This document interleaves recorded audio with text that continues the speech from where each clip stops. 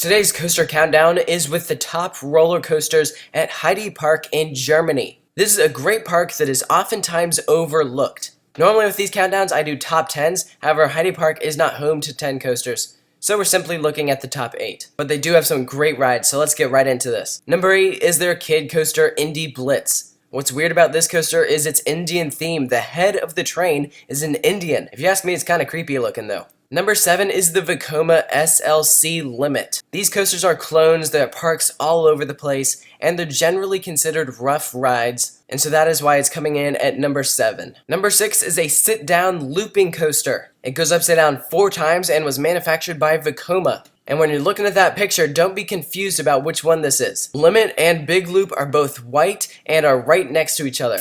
Not to mention they have similar looking track. Although what's cool about Big Loop is how its corkscrews go out over the water. It's really cool and adds a cool element to the ride. Number 5 is the bobsled coaster Bob-on. This is a Mack bobsled and has lots of helixes, no big drops. These bobsleds aren't known for having big drops, but it's a great family coaster. And what's great about Heide Park is that it has a great diversity of rides, and its top 4 coasters are very good. Number 4 is their newest coaster, which is a B&M wing coaster called Flight of the Demon. That is what it translates to in English. It has several inversions and is very fun, very smooth. And of course, with all of these wing coasters, you're getting near-miss elements. And these trains look very cool. They look very demonic. Number 3 is the B&M dive coaster Crake. What's great about this coaster is how you dive straight into the mouth of a kraken. It's a short ride, not as long or as tall as some of the more recent built B&M dive coasters. However, it's still cool, and you gotta love how you dive straight into the mouth of that kraken.